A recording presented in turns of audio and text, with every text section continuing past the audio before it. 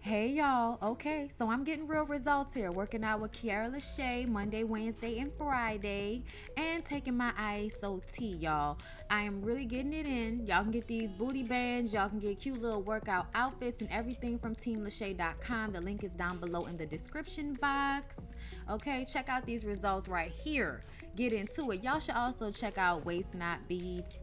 She sent me these and I really love them. But yes, y'all, get onto this ISOT. I know they tell y'all it's a scam, but it's not. Like, look at me. And let's not forget about Omiage. Get you some. Come on now. Get all moisturized and such. Let your natural hair live. Hey everybody, what's up? It's your girl Bondy Blue and I am back for the Bondy Blue show. Okay, so let's go ahead and get into the topic. I hope I'm not as dark as I look. It looks dark on the monitor, but I'm gonna hope for the best. So let's go ahead and start off. Let's start off with Nicki Minaj. Let's start there. Okay, Nicki Minaj, a judge grants her husband special requests to be at their baby's birth. Now, I know. I mean, look. I wasn't going to talk about this because I didn't think it was Bondy Blue show worthy. But the truth of the matter is, I have been saying for the longest that I felt as if she could have chosen better for herself. And now you have to get a judge's permission for him to be there with you when you have a child. There better be a deep, profound love story under this shit. Okay? There better be a movie that makes me cry one day about the love between Nicki Minaj, okay? Onika Minaj and Kenneth Petty. All right? Like there better be some deep shit going on behind the scenes betwixt the two of y'all. Cause this don't make no damn sense. Okay, like that you would choose after all this time to be with someone who has these types of constraints on his life. Let me read y'all what the Jasmine brand had said. Nicki Minaj's husband, Kenneth Petty, will be present when their first child is born. A judge granted Kenneth Petty's request Friday, July 31st. Now he can travel with Nicki Minaj for business trips as her manager and be there when they welcome their child. Now, the original story is he had to submit a special request. Kenneth Petty reportedly submitted documents recently asking the judge presiding over his current criminal case to modify the terms of his pretrial release conditions so that he could travel with Nicki Minaj on business trips as her manager. Most importantly, he is reportedly asking for the release conditions to be modified so that he could be present for the birth of their child. We previously reported that Kenny had to register as a sex offender in the state of California as he was reportedly arrested for failing to do so when he moved there with Nicki. The terms of his pretrial release includes that Kenneth Petty has a curfew and his travel is restricted to California. According to reports, Kenny would like for the judge to tweak the release conditions, and he did that, okay? Y'all, I don't know why she has to go back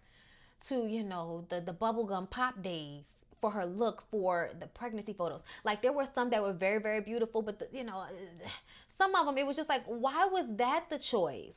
Like, did you, a bikini top, sis? Like, you're Nicki Minaj, bitch. Like, a bikini top, bottom? I mean, whatever. Look, I'm not judging her. I'm just saying that I feel like sometimes we have higher standards than the actual people we have those standards on. And that's my problem, not hers, okay? Like, I admit that. I'm glad he's going to be able to be there because nobody wants to have a baby without the baby daddy being there. I mean, like, I hope that's not what most of us are setting out for.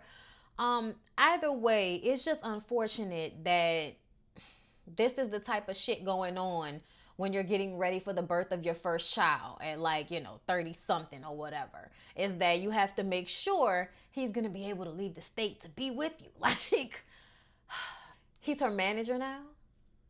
He's her manager now. Nicki Minaj now has Kenneth Petty. Are we not going to pay attention to the Mary J. Blige story? Gonna be with you, gotta be with you, better be with you. Oh, oh, oh. Okay, chemistry was crazy from the get-go. Neither one of us knew why.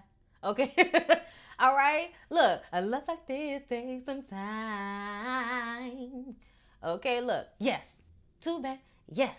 Y'all know I only know some of the words. Too strong for too long. Now I can't be without you, baby.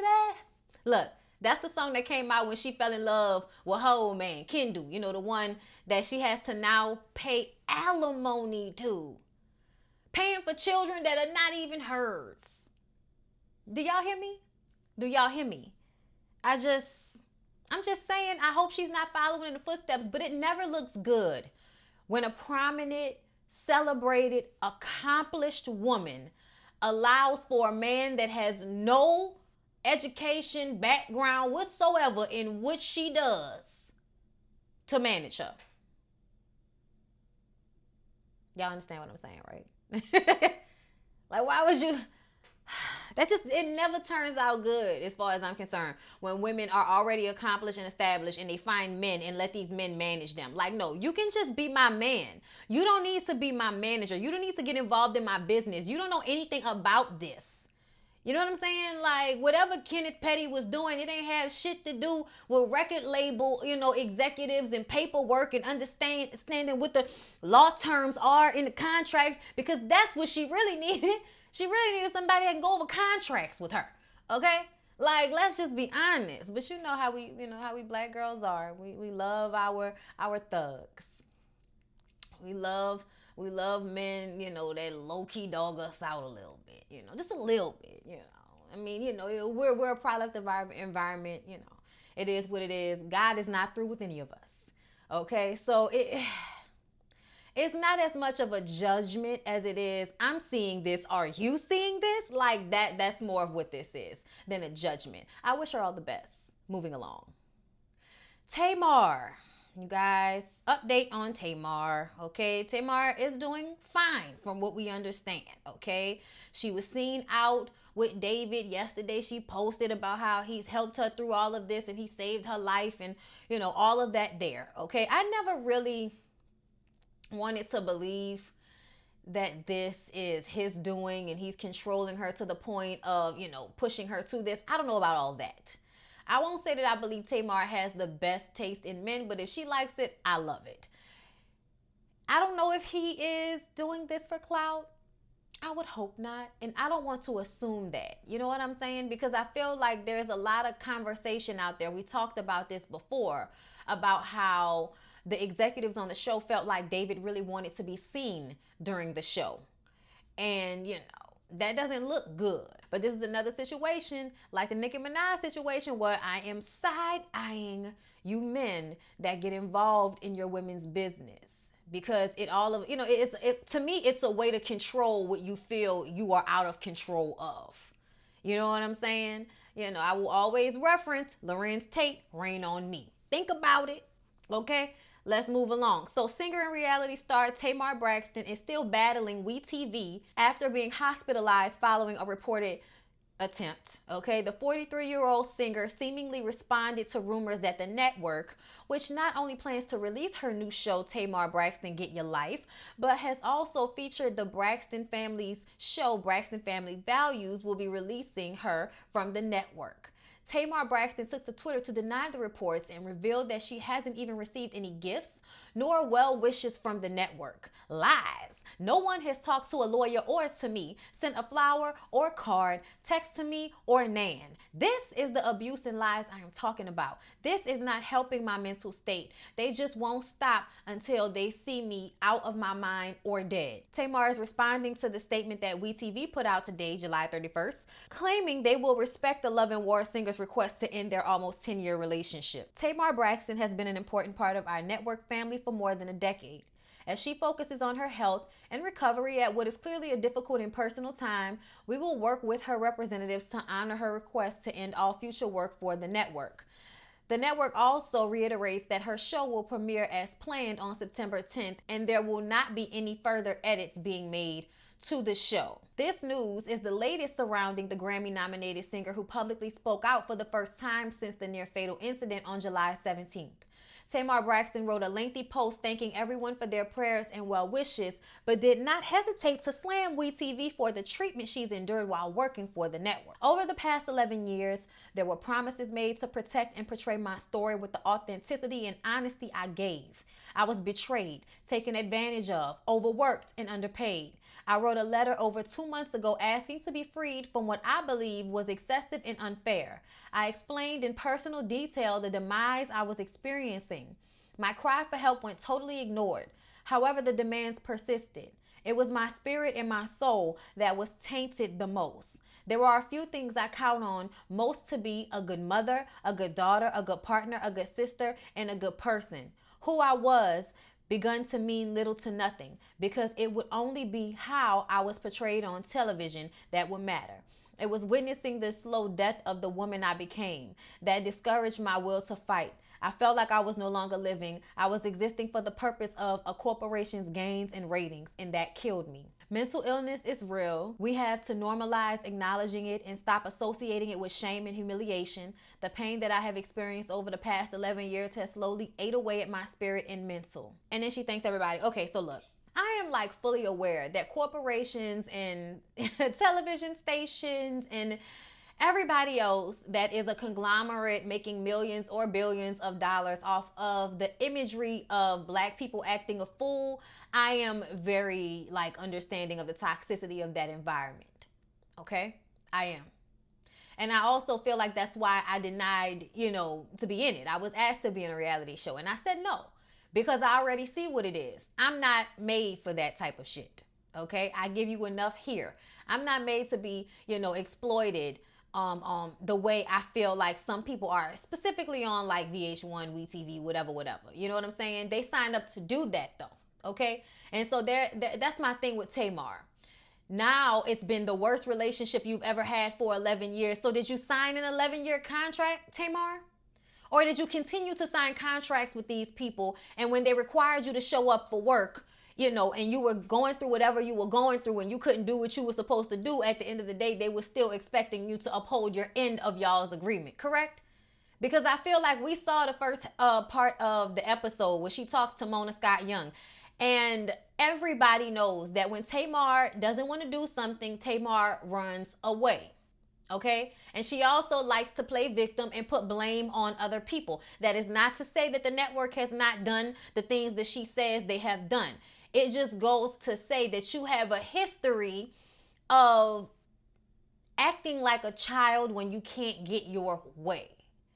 And I don't know how much of that this is or how much of the network putting so much pressure on her. Like, I don't know how much percentage it is of that. But I will say this. You continue to sign up to be on WeTV, Tamar. Okay? Over and over again from what I understand.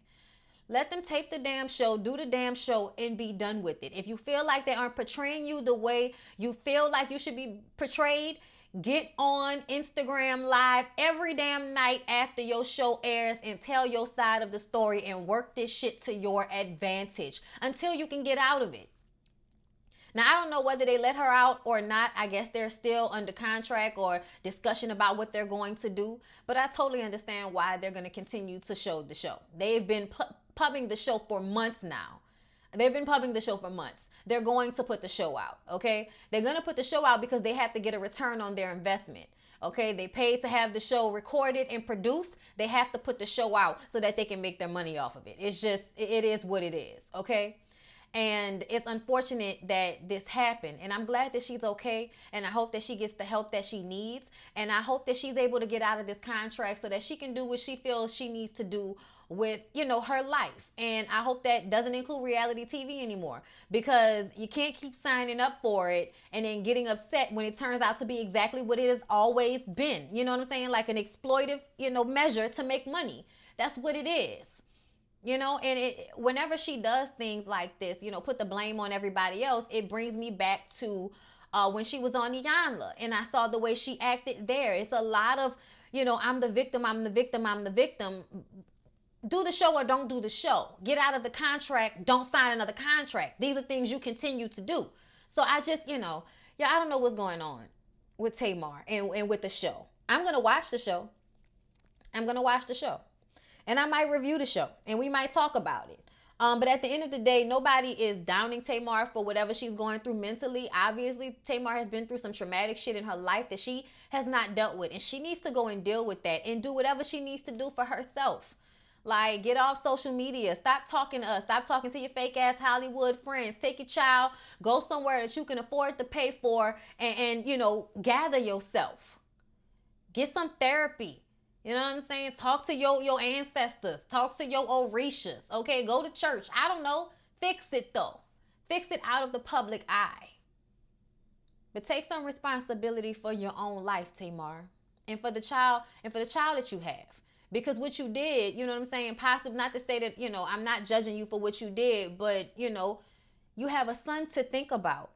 You should never let that show or that company get you to a place where you will take yourself away from your child. And, you know, that's just all I got to say about it. But I'm, you know, praying for Tamar, for real. Because I hate to see talented, beautiful black women be reduced to she crazy. You know what I'm saying?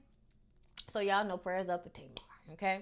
So y'all, let's move on to Amanda Seales. Y'all, my girl Amanda Seales is talking about why she left the Real. Now, I feel like we talked about this already, but she's giving us more detail this time around. And I'm going to read y'all what she said. I left the Real because it was breaking my spirit.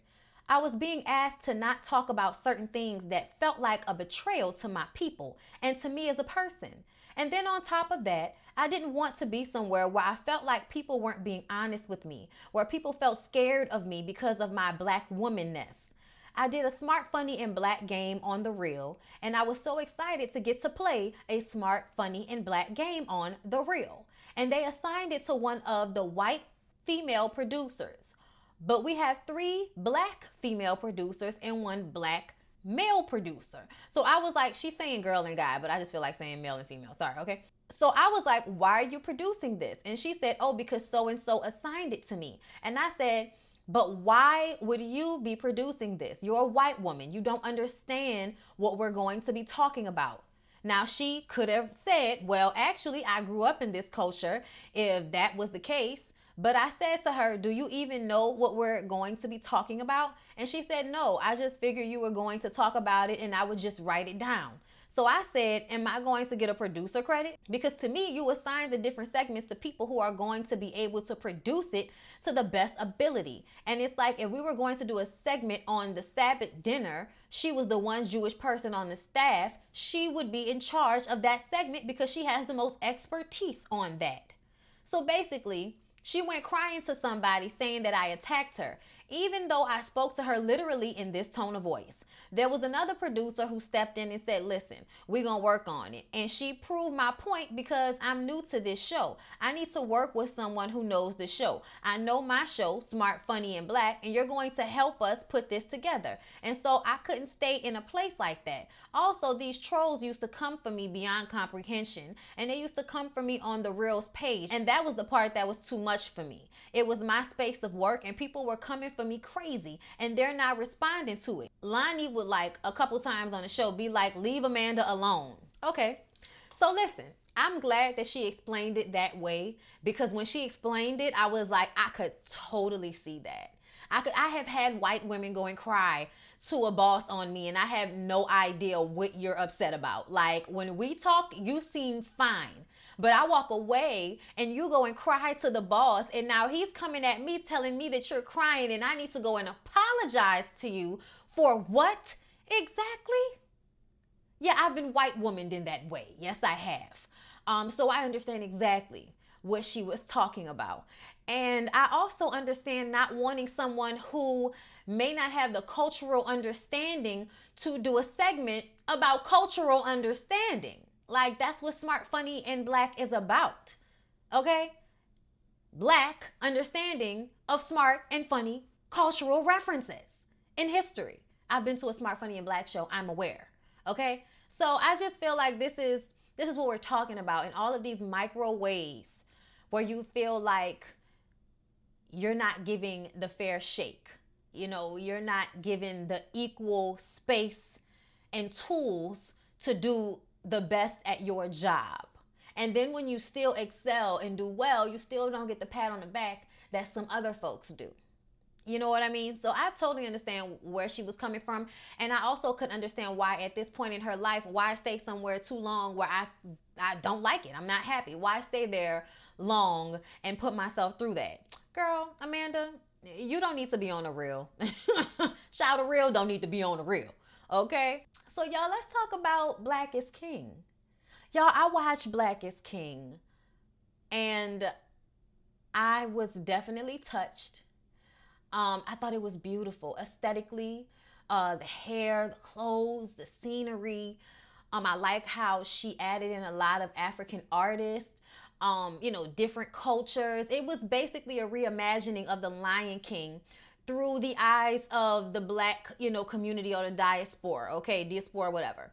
And it's basically showing how like Black people were taken from, their native land and brought here, and we go through all of this turmoil here trying to find who we are.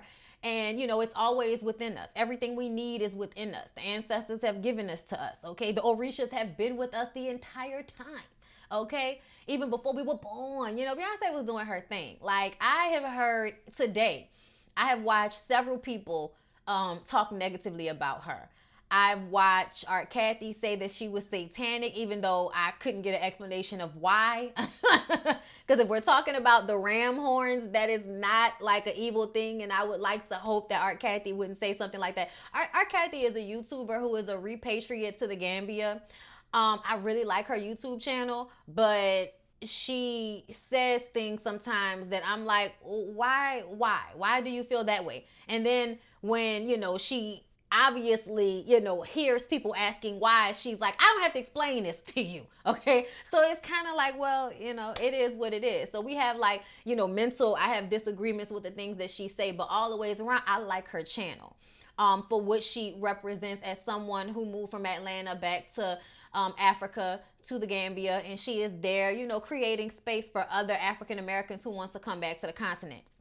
A lot of messaging in Beyonce's Black is King about coming back to the continent, about learning about who we truly are, about who we are, not in the gaze or understanding of how white people understand Africa, specifically how we only refer to it as Africa instead of referring to whatever country specifically, not knowing a lot of the countries, not really being taught anything about Africa besides dirt and huts and poverty and children with swollen bellies that are starving. When the truth of the matter is, in most of Africa, there's food growing out of the ground, so people don't even starve in the same way that they do here in America.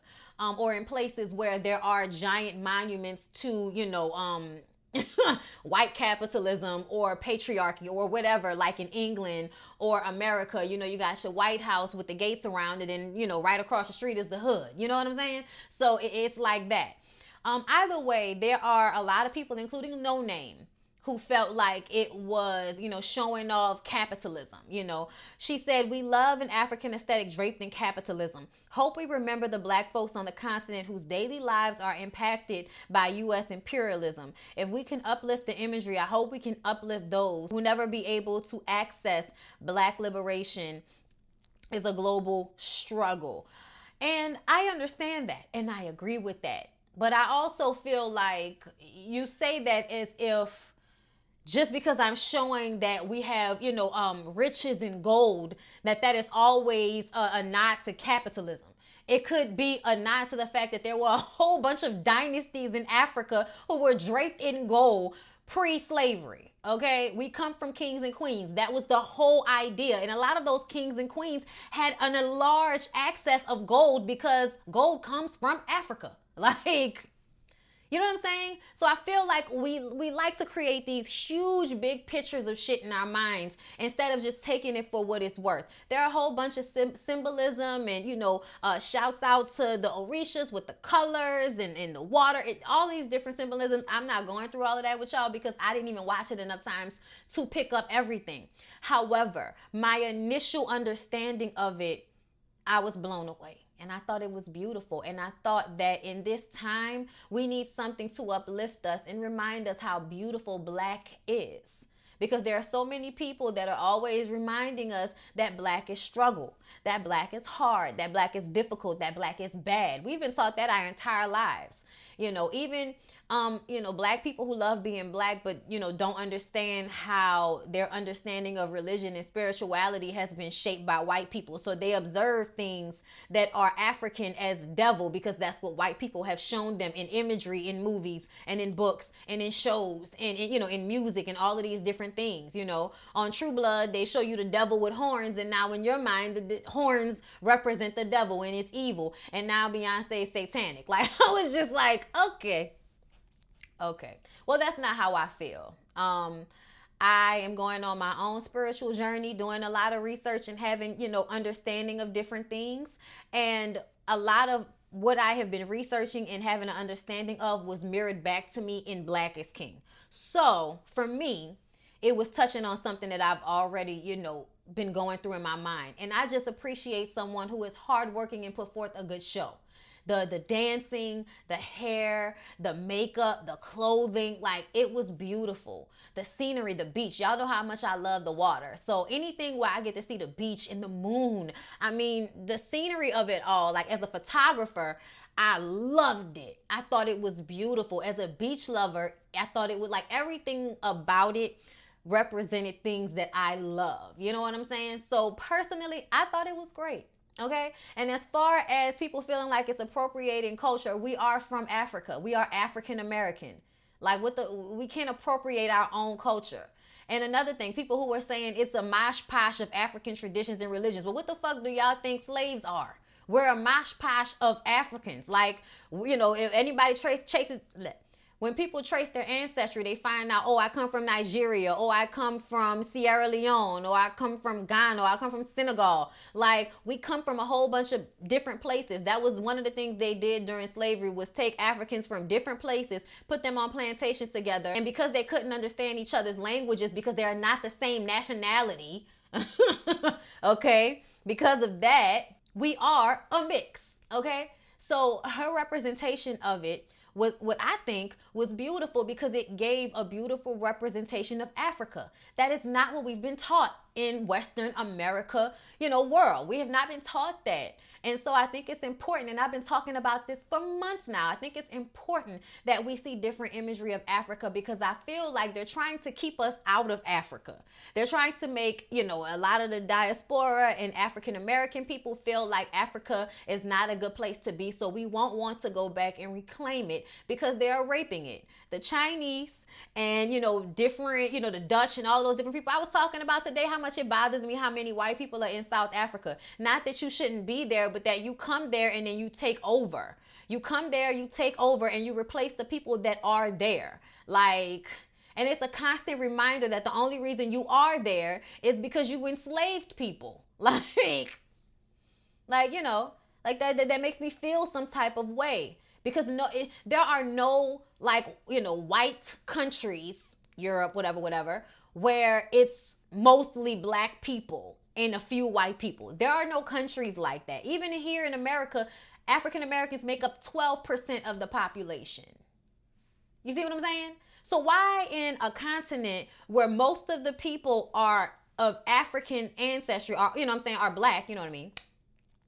Why do they not own most of the land? Why are they not the most prominent? Why do the Chinese get to go to their country, buy up land, and then keep them out? Like, why does that happen? That is an issue for me. Like, okay? So I feel like, a conversation around Africa and getting African Americans interested in going to Africa is a noble thing. And I am, just annoyed that Beyonce can't do anything to celebrate her people without those same people judging her, or, saying whatever they want to say about her without any facts, information, anything. It's just unfortunate, that a lot of y'all are some fucking haters. Like, it is unfortunate. But I thought it was great, and I love her for it. And I think, No Name is entitled to her opinion. You know what I'm saying? But yeah, y'all need to look into a lot of the stuff that's going on in Africa. It is upsetting. If y'all think that shit is fucked up here, oh man, do some research about that. Moving on, y'all. So Nene leaks, y'all. Nene still has not signed her contract with Real Housewives of Atlanta. And I think it's because she's asking for more money than they're willing to give. Okay? I'm going to read y'all a little bit of what she said. Child, is that a new nose? Who this? Did y'all see Lil Riley's nose? Candy, why you let that little girl get a nose job? That was so unnecessary. Poor thing looked like she can't breathe. We in a pandemic. She needed all of the breathing room that she could get. You live in Georgia, okay? Like, I know y'all stay in the house and everything, but obviously if you're going to the hospital to get a nose job, you are leaving the house, okay, in a pandemic. And now you didn't close your airways up, bitch. Like, was that really what you was? Look, now we haters. Riley, had to close the comments, and she took a picture of the new nose and called everybody haters.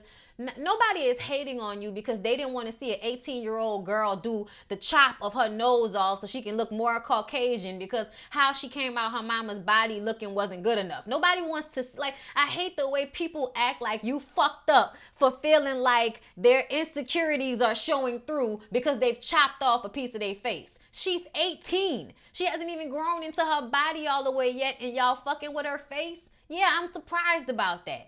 I'm surprised about that, Candy. And yes, it did overshadow her getting into NYU.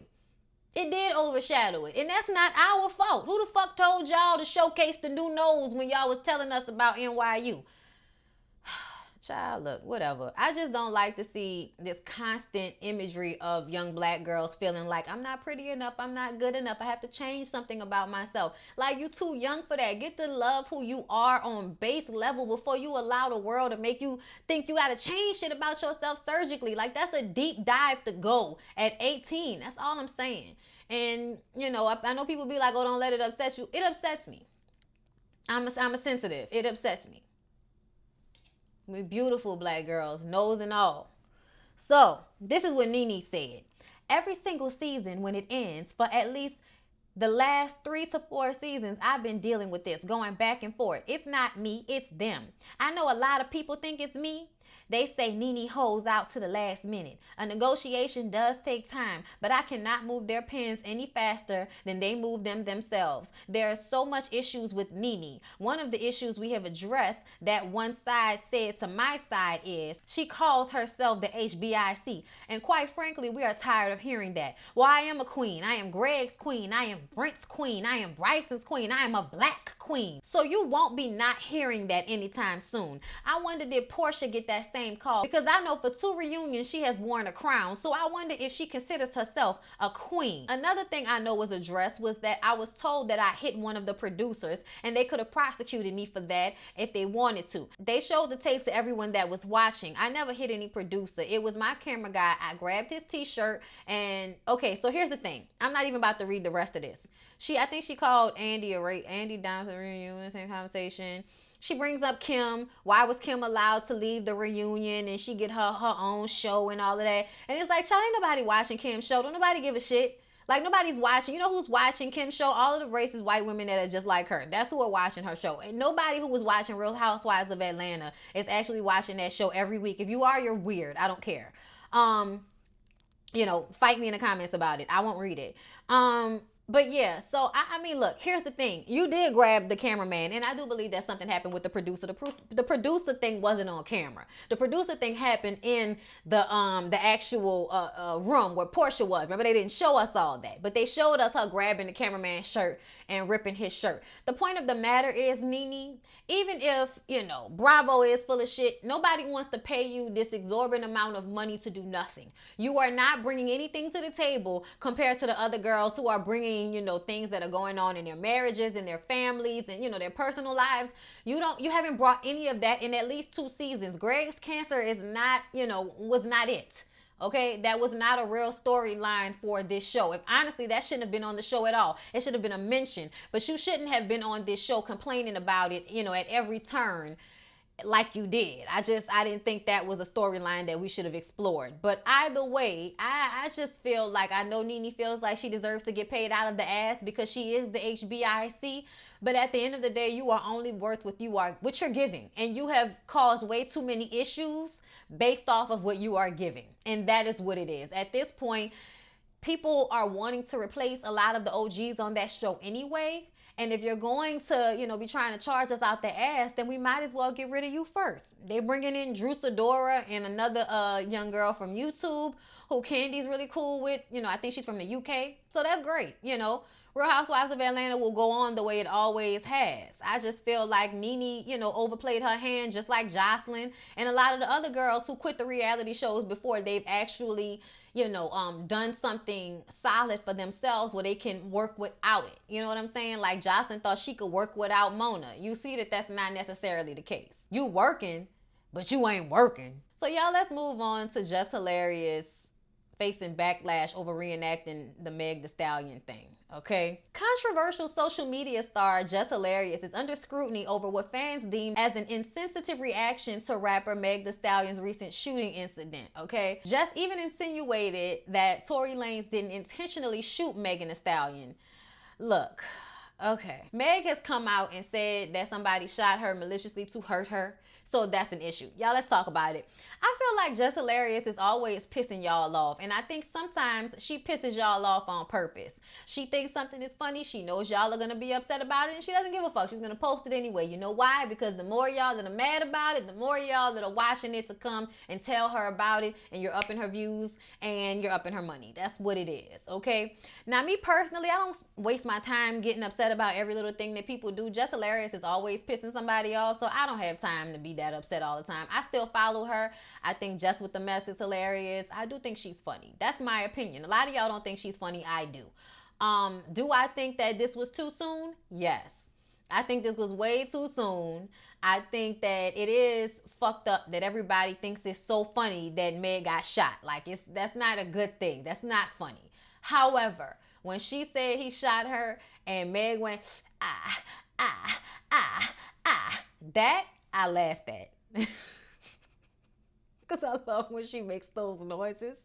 And I'm sorry, but I laughed at that. It reminded me of Family Guy when Peter fell and he was like, for like 5 minutes. I'm sorry, y'all. That was funny to me. It's fucked up, but it's funny. God is not through with me yet, okay? I'll be fucked up. That part was funny, but I still love Meg. I don't think it's funny that this happened to her. I don't think that, if Tory Lanez is the person that shot her, because we have not got that from her. We have not got Tory Lanez shot me because I was trying to leave. We have not gotten that. We got somebody shot me purposefully to hurt me and, da-da-da-da-da. And y'all trying to get little Tory Lanez deported. And I'm like, what getting him deported gonna do during the pandemic? Calm down, okay? Y'all don't even have the actual factuals about what happened. And I understand that we have an understanding, but until somebody comes out and tells me exactly what happened, I feel like everybody just needs to calm the fuck down. Now, if you feel like you can't go support Tory Lanez because you think he shot Meg Thee Stallion, that is your prerogative. Okay? Because I ain't looking for the fool neither. I think I know what happened and I'm not fooling with him. But I'm also reserving, real opinion as far as deporting people for when we find out what actually took place, like verbatim. I'm sorry, but I need facts and shit. My bad. Either way though, I love Meg and I hope she's okay. I know she's by herself and I just hope she has good people around her. She's young.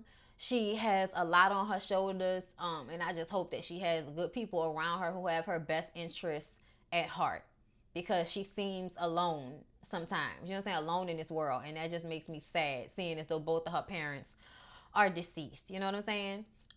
But yeah, y'all, all love to the hot girl, Meg Thee Stallion. Just Hilarious, please put your fucking phone down, you nut. All right, y'all, in the continuation to Meg Thee Stallion, let's talk about Drea. So y'all know Drea's a bird, right? Drea's a bird. Her and her forehead was on, somebody's podcast talking about what happened with Tory Lanez and Meg Thee Stallion. And she sat there and thought about it for a second, and then she opened up her mouth to say that she wants her a man that loves her enough to shoot her in the foot. Well, guess what?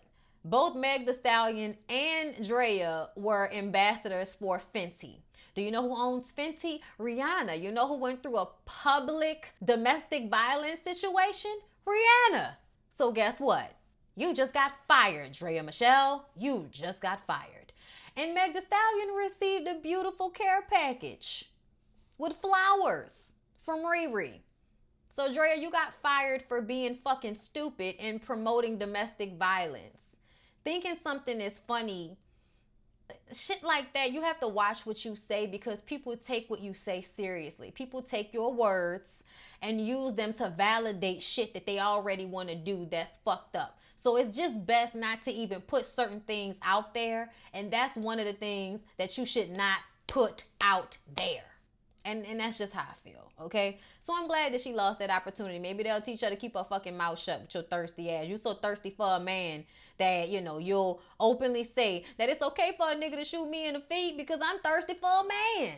Oh yeah, and y'all, I'm not surprised about Billy Porter. I'm not surprised that Billy Porter, you know, doesn't really care that the trans girls didn't get the nod at the Emmys because he got his, you know, or whatever. Like, I'm not surprised. I often feel like there are certain gay men that only care about other gay men. You know what I'm saying? And a lot of the times, those gay men are married to white men. Never mind. We'll move on. I still love you, Billy, but you can sometimes, you know, be a little like, oh, oh. Exclusive. Tory Lanez allegedly deported. Oh, they sent him back. Yeah, y'all, they saying that they banned him. They kicked his ass back to Canada for real. I wonder if it was the petition. Word on the curb, Tory Lanez has been deported back to Canada. Well, at least he'll be safer from, you know, the pandemic in Canada, maybe, because, you know, our numbers are ridiculous compared to everybody else on the continent that we are on. But anyway, y'all, that was the Bondy Blue Show. I love y'all. I hope y'all enjoyed it. Please don't forget to like, comment, and subscribe to my channel if you have not already. And I will see y'all in the next one.